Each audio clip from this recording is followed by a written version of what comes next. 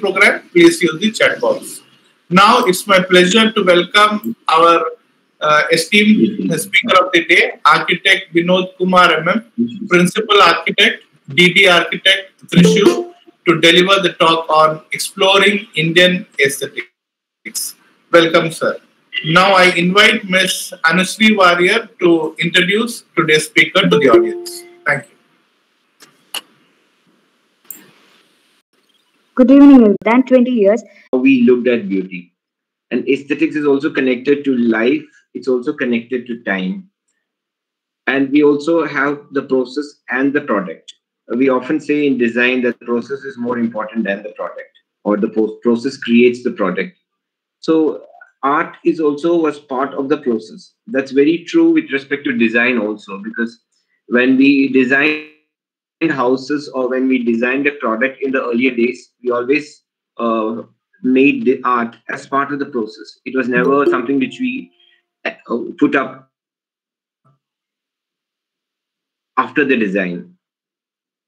Like we don't put an art. We don't never used to put an art piece out of after we complete the house. The whatever the rafter concrete which was part of the house separated art from the process. Art was part of the process. And another aspect we have is that of mudras. Just with our hand, we have created so many mudras, and each has got its own meaning. So if you guys are familiar with things like Kathakali, Mohiniyattam, or Kodiyattam, there are so many ways of expressing ourselves. And as we saw in the quote earlier, it was just exploration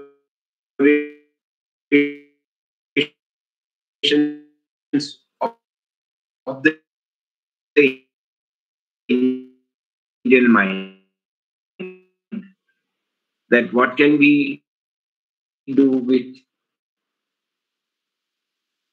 whatever God has given us, the body, mind. So each of this you can see.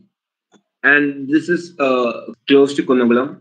And this is part of our megalithic sites. Megalithic sites are those which were created in Iron Age or in mostly 4,000 years old structures. And it's a wonder how they created this structure. And it was a culture, there was a culture of worshipping the dead. And something interesting which we found was very similar structures were found in parts of Spain, Grenada, and other places. So, how did those designs travel, and what is the meaning of all these things? It's something which we still need to discover. So, I think we have to start from there. Where what was the meaning of these structures? Pattern, astronomical pattern. I think these are things which we still need to explore. There are researches happening, but I think there is a lady of the house doing mud plastering, something which I saw in Jammu. And again, I think Charles Correa has said something very interesting. Just like birds, human beings also used to make our own houses. So somewhere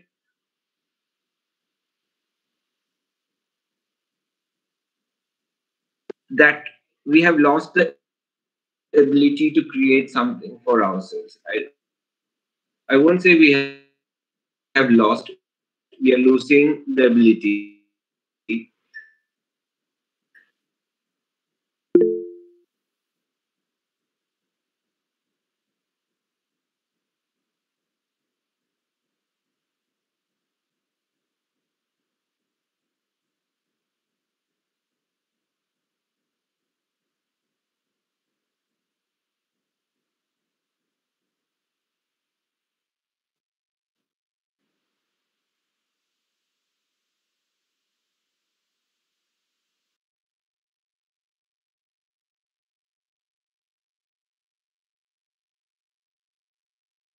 We're doing.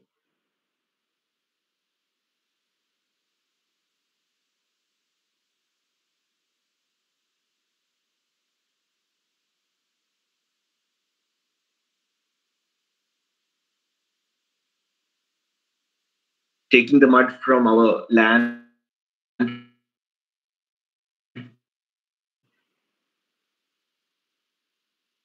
plastering it or building using it. And this is it's quite a deep. But if you see, mud plastering has become really expensive. It's become a very to use it.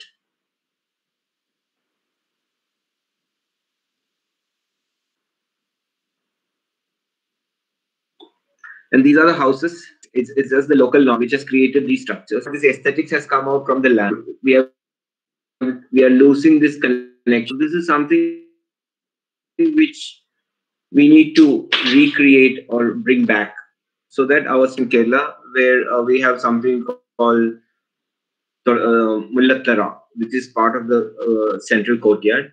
And again, there's a fragrance which you can experience in the evenings in this place.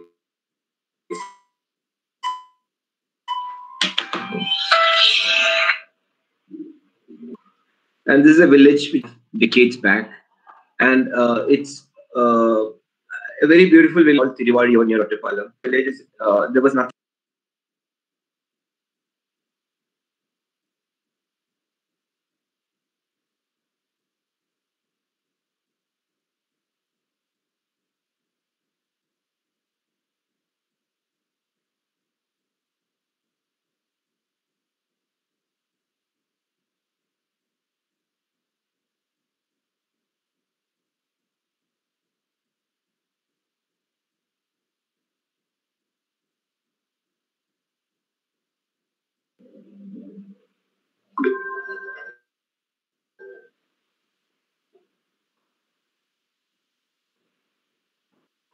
Yeah.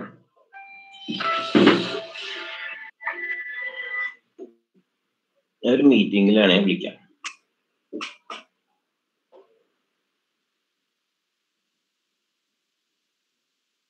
Escape which you used to have, and it's also sacred grows. It's not just something which is spiritual or religious. It's a space where we understand it's not just human beings that's inhabiting the earth.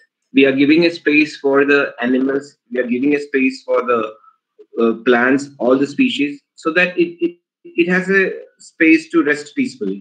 So where human beings don't intervene. If you really see the statistics of the earth today, we can really feel some very alarming figures that okay, to 50% of the coral reefs have gone in the past 50 years, and there n number of statistics is available, and that's where agencies like UN is working to in areas such as climate change and things like that. But finally, it's where each of us human beings have to decide what do we do in this whole context. Especially, I feel it's very important to understand the place where you're from. And if you're from Kerala, you need to understand the state first, the climate of the state, the nature of the state, and how it works.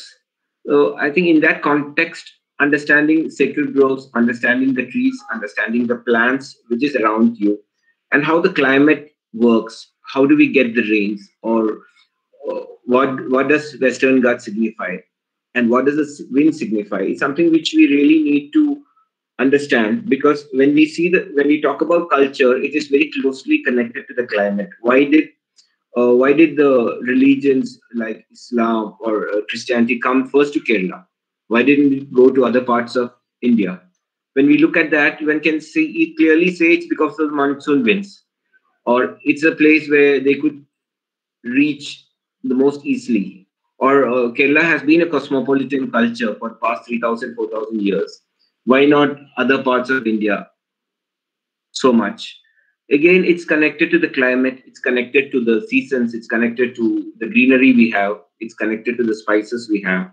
So unless and until we understand the nature, or we understand the climate, or we understand ourselves as a society, it's very difficult to understand identity, or it's very difficult to understand design.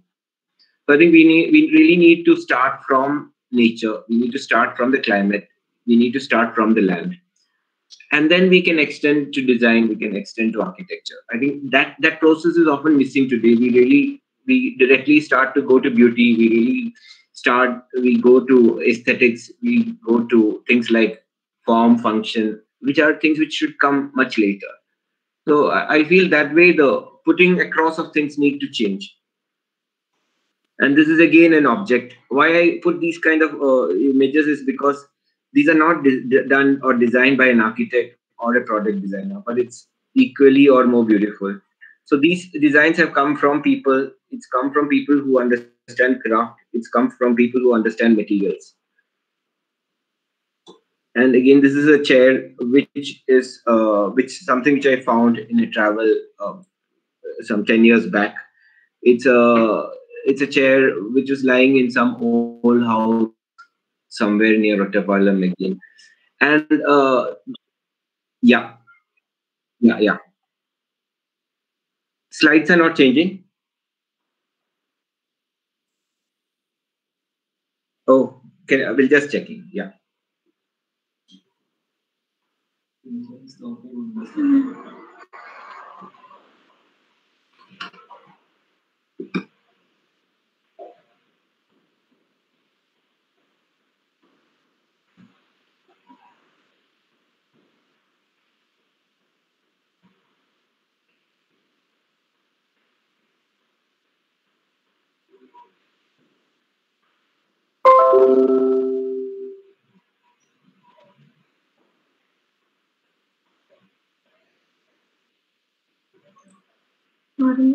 It has come. You go back to the greenery. Go back to the greenery. Yeah, we are going to the next slide. Yeah, after the greenery. Yeah, fine. It's still the greenery. Yeah, that's fine. Now it's no. Now can you see a chair? No. Okay. Is it like that for everyone?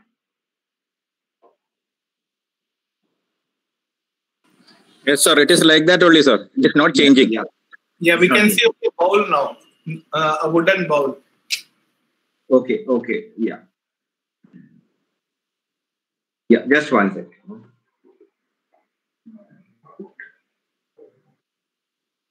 Yeah. Okay, it's the chair has come. Yes. Okay. Right. Yeah. This is changed. Oh. Okay. Just 1 minute. Okay. Just one sec. I'm just correcting. I think it's some net issue.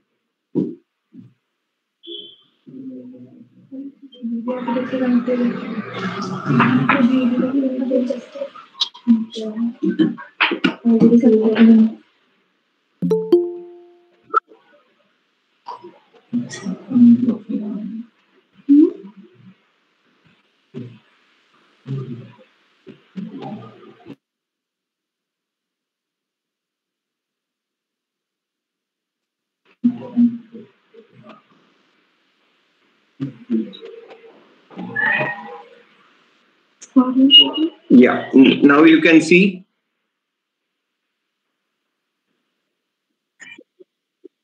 Yeah. Now it's the thing. Now it's a chair, right? And it's changing, right? No. Okay. Just one sec. Net issue.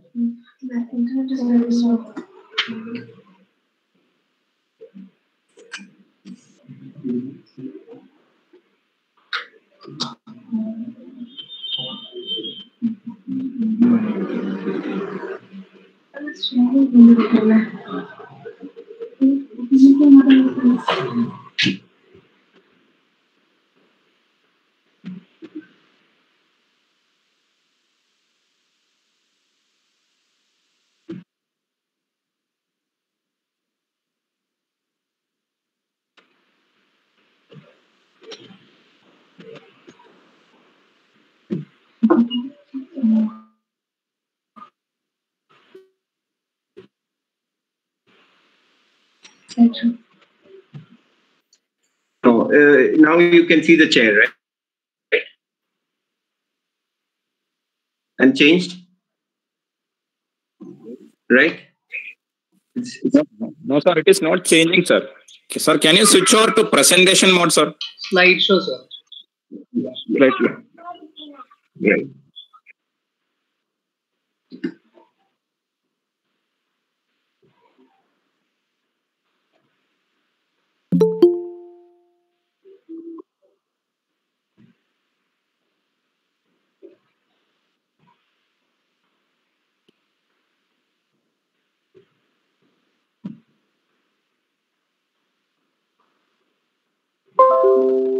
Yeah, I think now it's changed. Hai na? Yeah. Yeah.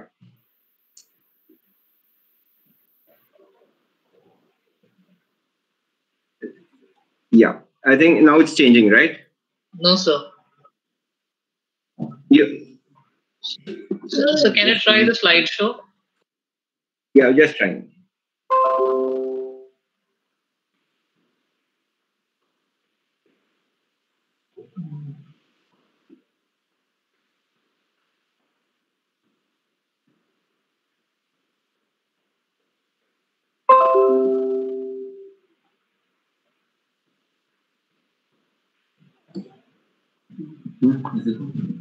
Now you can see the chair, right? Yeah, now changed. Yeah, yeah, sorry. And okay, now we come to the China Bharani, which we all know.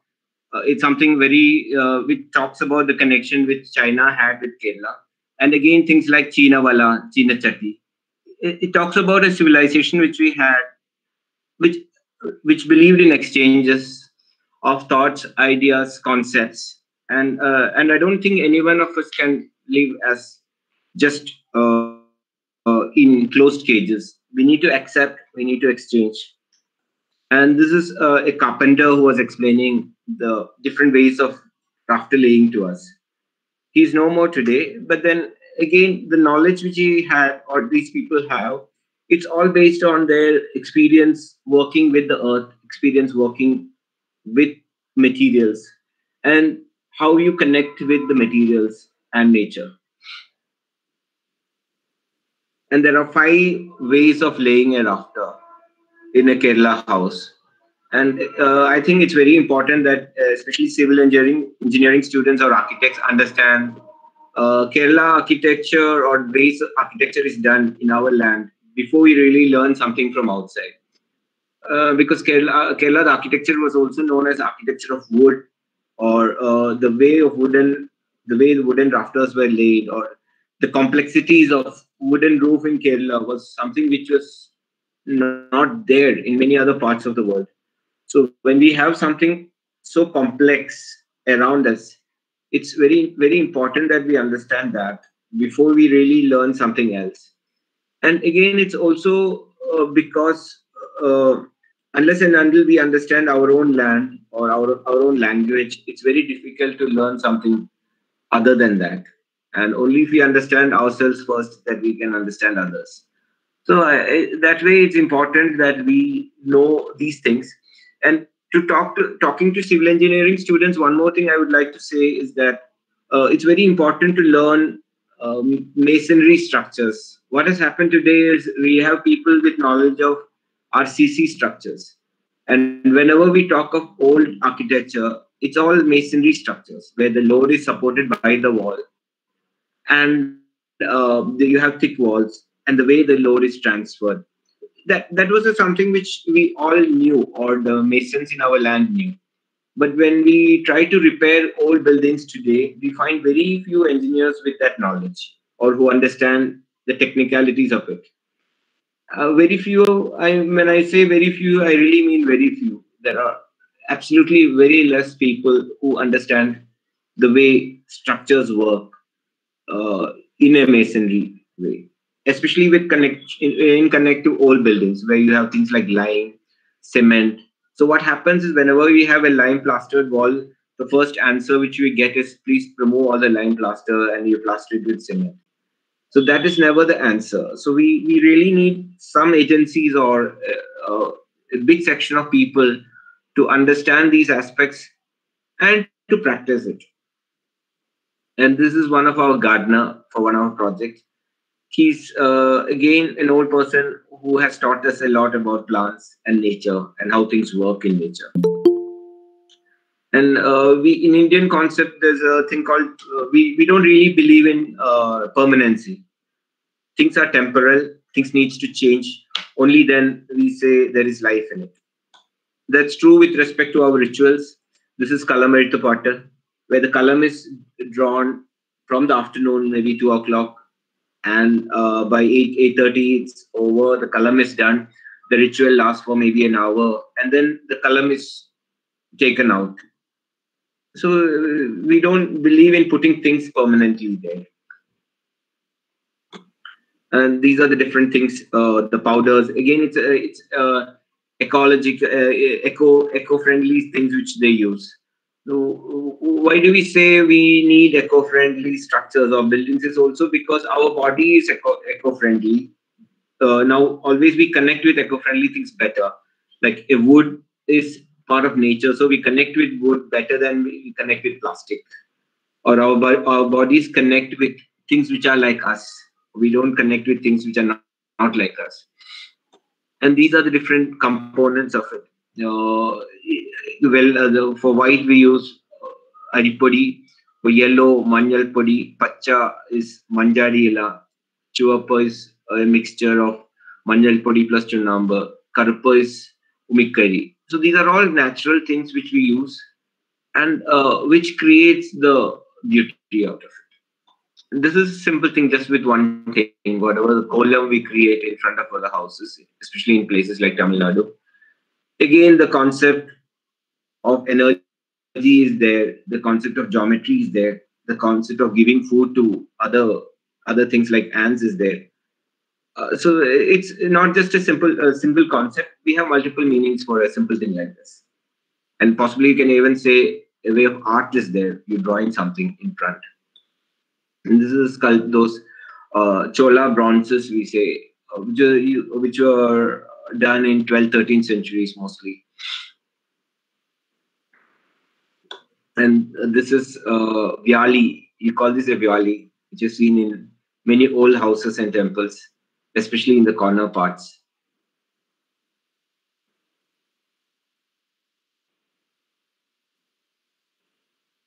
And this is serves a structural purpose for supporting the roof, but it is also a piece of art. It's also a sculpture. It also has a religious or a spiritual meaning. So it's just a single thing. It's art, sculpture, it's structure, it's aesthetics. You can it is it has symbolisms. Each side has got one particular kind of a deity. It has iconography. So there are multiple meanings for a simple thing like this. And this is again end of a rafter. It's a wooden rafter which we cover with copper. Why they cover with copper is like a wood mostly acts like a straw. The end part takes the water first. So that's the end of the rafter which gets damaged first. So it's just wise to cover it with copper or brass. So we have that covering, and we added some art to that covering. We never needed to add this art. Even if you just cover it copper, it would be enough. But then they've added some art in this small piece. Whatever we are showing now is just 2 inches by 4 inches. So they have made this sculpture within that space. And this is one small workshop which we used to do. And it's again part of one work which we have done recently. And again, it's important to show kids these things. That's again an Indian concept. One of my friends used to say, when we had kitchens, low kitchens, kitchens were 1 feet, 1.5 feet from the ground. So kids were part of the kitchen from young age. So they learned cooking before they were 5 years, 6 years old. And today the height of the kitchen is 90 centimeters, 80 centimeters, 90 centimeters. So you're not allowing a kid to be part of the kitchen. So the heights also play a big role. Earth plays a big role. We had a concept of sitting on the earth, cooking at a lower level. The moment we are rising to a platform, we are losing that connection, we are losing that learning, and we are losing that experience. So I think these, although it's very simple, small things, just a height of 30 to a height of 90, but it makes a big difference. These are weavers in a village, in a weaving village called Kuttiippuram. And again, part of that workshop, we are trying to understand weaving as an art form. And this is one old technique which we had in the villages of Palakkad, especially called called Tolpao Kutta.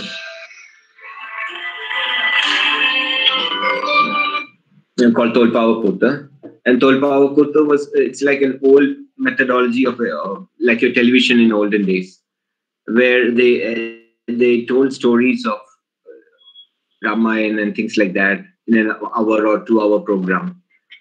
And that was really a remarkable experience for the people participating in it. And it's all indigenous. We made leather puppetry. People were behind holding lamps. And the experience, I would say, was much more than a 4K theater or whatever. And these are the workshops which manufactured lamps. And again, the reverse wax process, where and the same process is there seen in many other parts of India also. So what I'm trying to show through these slides is it's important that students understand these methods or understand the nature around, understand these methodologies existing in our land, because many of these things are dying also. Because we can't say whether it's just going to be like this for. All of them, many of them are dying slow deaths. Again, it's important to revive many of them. It's important to give opportunities to many of these young artists or craftsmen. So it's good if more people are acquainted with these things. It's again the same thing. And this is part of Kuttiippuram. Again, part of the small workshop which we had. And this is Shiva trying to lift Kailas. It's a very close performance where you need to see the performer, you need to see his eye movements, you need to see his body movements to experience whatever he's doing. And the instrument behind is called Mirawa, and there is a perfect coordination between the Mirawa player and the artist, so that the experience is quite amazing for the audience. And this is a normal chenda which we use. And one of my friends was telling the way we use chenda, it's quite unique to Kerala, where we twist the hand and the way we use it. It's not seen in many other parts of the world. We still need to figure out. This is rafter laying in one of the structure, which is not there anymore. So there are hundreds of examples which gets pulled down every day. So at least we should document many of them before it's totally pulled down. Because each of them are different. Although we may have few left, some ways of rafter laying one may not find anymore because that structure may not be there at all. And this is how the rafters come together. It's called kudam. The combination of all these rafters which will come and join in the center. And this is again another set of rafter laying. Kudam plus the rafters. And these are some of the tools which the carpenter used in our state. You can just see the number of tools, and each of it has a name. Each of these tools, I think I will put some more than 35 numbers of tools, and each of it has a local name, indigenous names, and they are mostly indigenous tools. So as engineers, I think we should know these things before we really learn other things. You can learn other things also, but then it's also important to learn these two. And this is a small diagram of showing how a structure works, including the joinery, including the ways wood is joined, how the kodam works. And this is a staircase which we discovered in a small palace, which we helped protect from demolition. I find this design very modern. It's 250 years old, but it's pretty straightforward modern design. This is how the wall plate is joined. You can see the joining of the wall plate. And again, wood, the way the carpenters use wood, they follow a certain pattern. So we don't put the wood upside down. The way the wood is in the tree, we use it the same way in a door or window. So whichever it was on above, the same part is kept above, and whichever is below is kept below. So there's a whole science behind using of these things. And this is in a place called Brahmasam Madam in Thrissur, where it is next to a pond. So it almost works like a natural air conditioning. Through these small pores, you have the wind which is coming through the water and it's hitting your body. So there are ways in which air movement was also worked out. So we really don't need air conditioning. We can work out things without air conditioning. Especially in a house, I think it's very much possible. We have worked quite a number of designs where breeze can flow through the house and we can work it out. And this is the only structure in Kerala which goes below the earth, which you guys must be knowing. It's a Kalari. And it's very interesting to learn or understand the Kalari because that again, like we said about the hand or the mudras, there's a whole lot of body movements connected to Kalari. And if you see the art forms in Kerala, whether it's Kathakali or Kuttiippuram, it's all interconnected, or the Kalamirthu. Somewhere there is a lot of interconnection between all of them. So it's just art of that land. And this is one foreigner. He died recently called Zarili, who wrote the first book, comprehensive book on Kalaripayattu. And this is that madam interior. And again, Indian concept of the masculine and feminine is very strong. We need both the forces. And this is that concept in a mural. And again, the concept of respecting the site. We always started a work after we respect the site. We respect the earth, the trees there, the living beings there, and then we start the work. We never. So we believe that everyone has a space in the land. So we never believed in occupation. So I think that was a very, very, very primary concept which was there all over India, and it was there all over the world also. We can't just say it's an Indian concept. In all the ancient societies, it was there.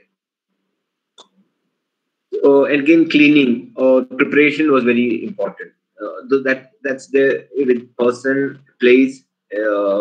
In Ayurveda, it's there.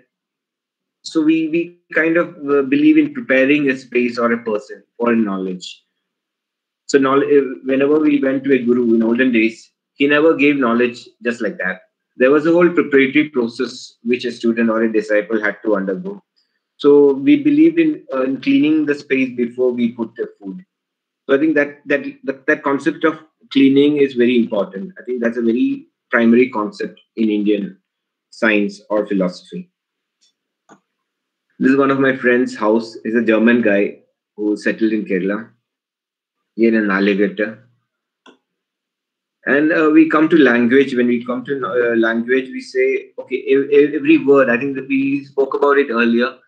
Like lotus has around 100 words to describe lotus. Now, lotus in the morning would be different, evening could be different, some seasons could be different. So, but in English, we have just a single word for lotus. So we always believe in multiple meanings of the same word or the same object can be looked at in different ways. That way, it's important to understand these things because finally we are talking about our identity. What is our land? And if you see places like Japan, Sweden, or Italy, a lot of their design has grown by embracing their identity or understanding their identity. I think that's very important. And we also talk about gurus. What does a guru mean? In every aspect, not just in architecture, in music, language, craft. Or in local language, we call ashan. In things like carpentry, you learn from someone. These are the old spaces where we used to take bath, and it also gives privacy. It gives light. It's a good space. Whereas in today we have things like swimming pool, which is created for the Western societies, where in a climate like us, which is so hot, swimming pools doesn't work actually. But we just copy things and we put pools on top of the apartments, and we are happy to use that. Where we had some such beautiful designs created locally earlier. And these are some research into water, which some Japanese have been doing. That water also changes shape with respect to what we think. And these are some of the books, like Book of Tea. Why I'm showing here is because it's important to because whenever we talk of old ancient cultures, there's a big danger lying there, because people will copy it or will give different meanings to it. So it's very important to understand its meaning and to explore it and to give it modern meaning for it. We can't just copy old things and put it across. So Japanese are pretty good in it because they have really looked into their culture or identity in a very deep level. And if you see designs of people like Tadao and all these modern architects, they're all inspired from Japanese architecture or Japanese tradition. But they're making designs which are purely modern and beautiful designs. But there is some Japanese tradition in each of them. So the even if you see works of Kengo Kuma, so the Book of Tea that way is very important because this book is written in 1910, but still it remains a classic. It talks about the tea ceremony, something simple in Japan, but it talks about in a modern way, or what does it signify. That way, we really have a long way to go in India, where we have to give meanings to what these things mean. Even if you see Kerala architecture that way, very less of exploring. We have people who are documenting or making sketches, but then very few people who really try to understand the meaning, or to explore it and take it to the next level. So and especially documentation that way is very important, because if you see a lot of European documentation that has happened in India earlier, that documentation was done with a different purpose. That documentation was done mostly by a colonizer, where he had to understand the land to rule it. Not all, but at least a lot of documentation has been like that. So we need fresh ways of looking at things, fresh ways of documenting things.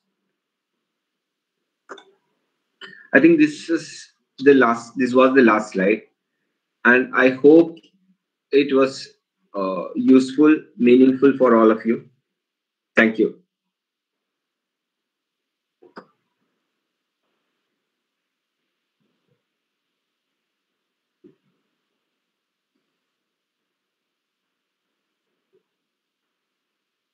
Hello. Yes, sir. Yeah. Thank you.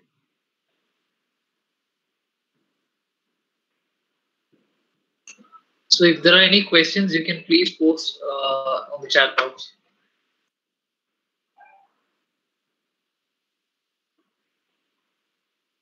I would like to answer some simple questions if it's there.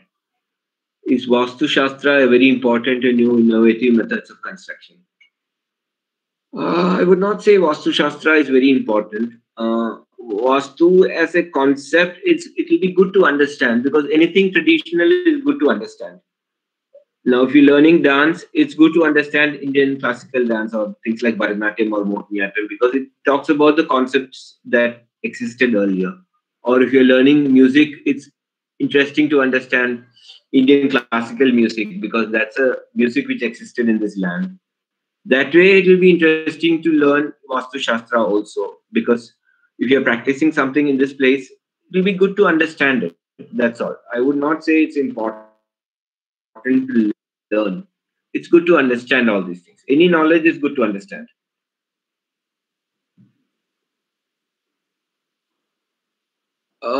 Is it limited only to residential homes only? No, Vastu was everywhere. It was there in every piece of architecture. It was there. It was basically the understanding of the local carpenters, the understanding with respect to materials used. If you see, when I talk about the wooden structures, olden days, it's very much like prefabricated buildings today. You would have the main carpenter there, the main structures person there, mason there. You come to the land, you fix a code or fix a dimension, and then maybe they don't have to meet. After 1 year, the carpenter will be ready with all the things. The mason will be ready with the structure, and it perfectly works out. So it's like a coded language of construction, just like how we have today. So in today's world, it may not work that way. So it's get kind of reduced to a lot of superstitions and things like that, which is not that great, or which one does not really have to follow. Yeah. Anything more?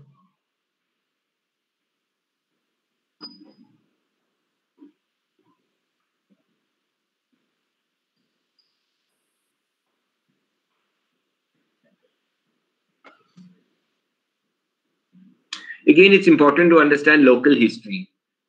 Because if you see now the place where MES is from, MES College is there, that area has got so much of history. And I'd gone to one college 3 years back, which is very close to Western Ghats in Palakkad district. And the students hardly know anything about Western Ghats. And it's the campus they're using all, there are a lot of mango trees, which is all got chemical fertilizers. So somewhere, and they have a lawn, and it's just next to Western Ghats, the college. So you just don't realize what is around you. I think that is very important. That way, the place where MES is, that area has got so much of history. But then have students explored the history? I really don't know.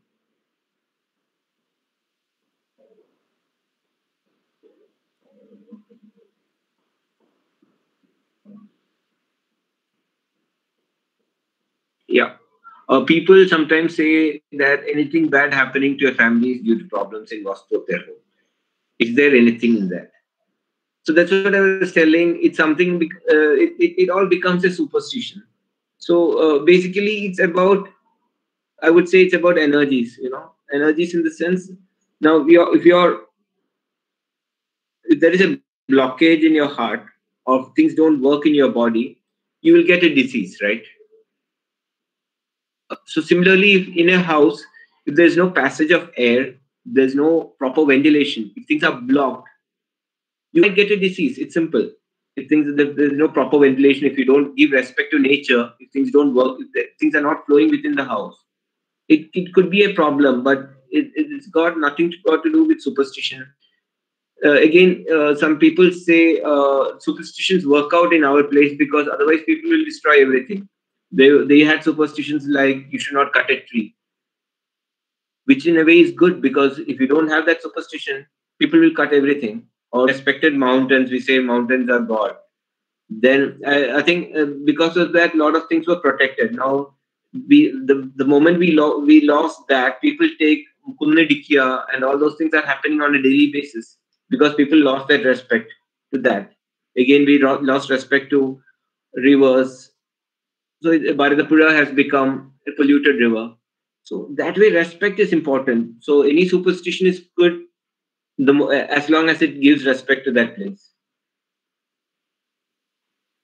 But otherwise, it doesn't have any meaning.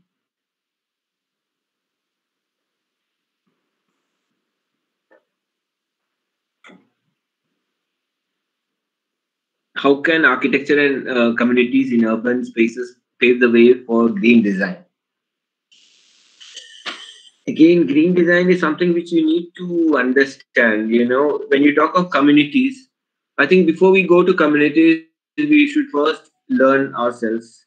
Architects and civil engineers should learn first before we go to communities. I think once we are clear with our concepts on how to build, what to build, how do we build greenery or green spaces, I think once we are clear, I think at least in your designs, you can do that. I think that's the first step. Once you change, you can bring change to the society. I don't think otherwise things will work. Or you have to understand the concepts first. And once you are clear with the concepts, at least your designs will do justice for that. And then slowly it may trickle down to the society, which you should not be worried about.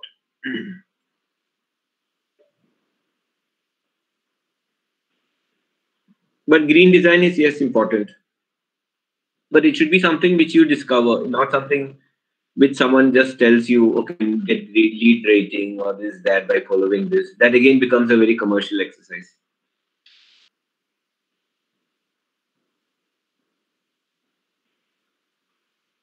Glass, steel, and aluminium might remain as fashionable materials, but there has been a shift when revival of Indian crafts. What's the relevance, sir?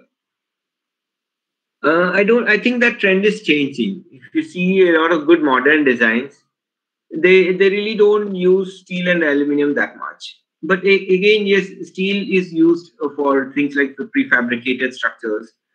Uh, Revival of Indian crafts. I think it all can come together. Now, when we talked about murals can work in a five-star hotel. Murals can work in a steel building. When we talk of mud plastering can work in a boutique restaurant. And you talk of any Indian craft, you have to find modern meanings for all the Indian crafts. So Indian crafts doesn't just mean rafter laying or things like that. There have been architects doing copper work in interiors. So it's how you bring relevance to the all that in modern design or in modern interiors. I think mural is a good example where it's a very traditional art form craft which has found use in a lot of modern projects. And so there should be ways of putting it. It's just like language. Now you have language, Malayalam as a language, or Sanskrit, or any of the old languages where a lot of old poetry has come. But you can do modern movies, you can do modern novels in the same language. Similarly, things are not a block. It's how you use it, hmm, and how you revive them, or how you give work to all these craftsmen, how they innovate also, because even that needs innovation. Because something which is being practiced for long, it may die out after some time. So you need to create new ways of putting it across, where designers can collaborate with craftsmen, bring out something new. Otherwise, that also will become boring. So you can't just copy old designs, say it's old architecture. So you need to find all those patterns and see how you can integrate with modern design.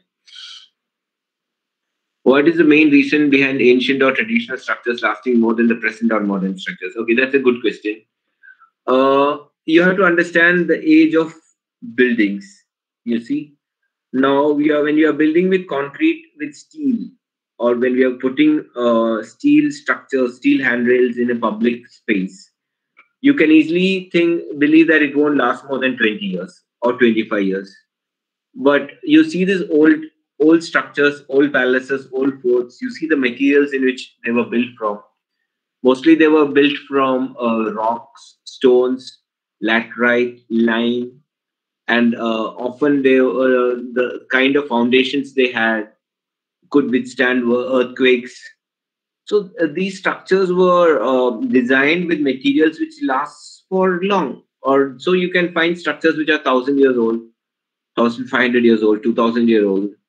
Whereas when we build some certain things today, when you build a concrete house, mostly after 30, 40 years, you can find many of the steel is corroding, and there are a lot of issues. So I would definitely say it's important. It's a good question. It's important to see what will last, and especially when you're doing public architecture, it's important to realize what will stay or what will sustain.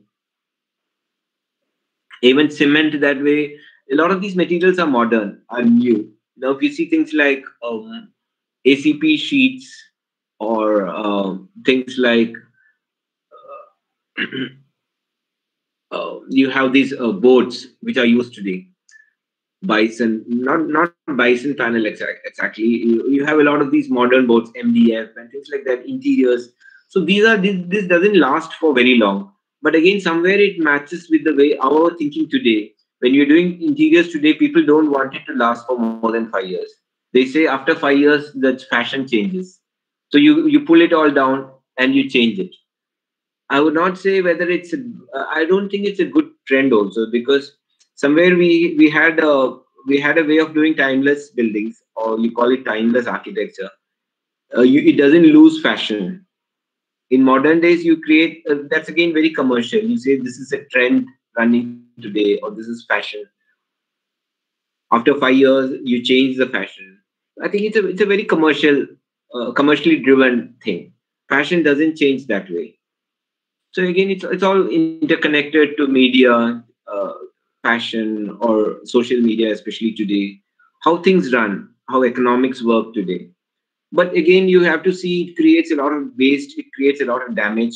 Things like fashion or things like architecture, we are creating something which is much more needed, more than what is required for us. So finally, it's creating a lot of damage to the earth. It's creating a lot of waste. So it's important to build with sustainable, permanent materials. Yeah. Thanks for that question. It's a good one.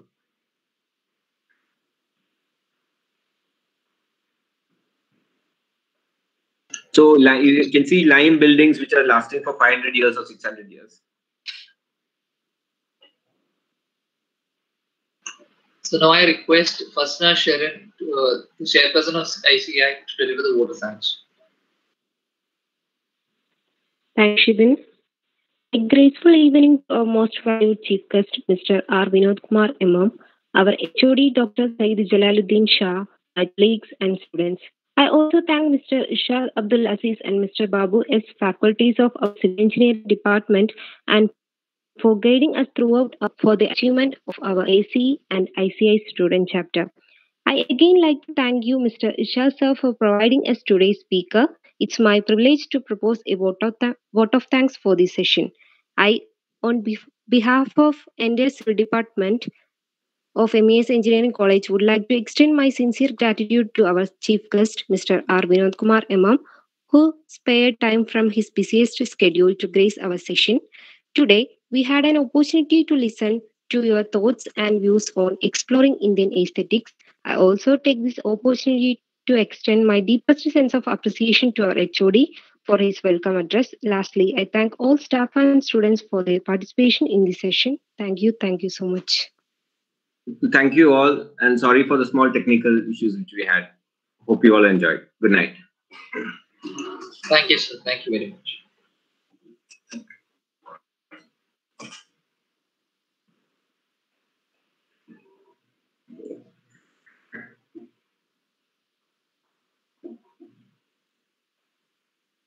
Good.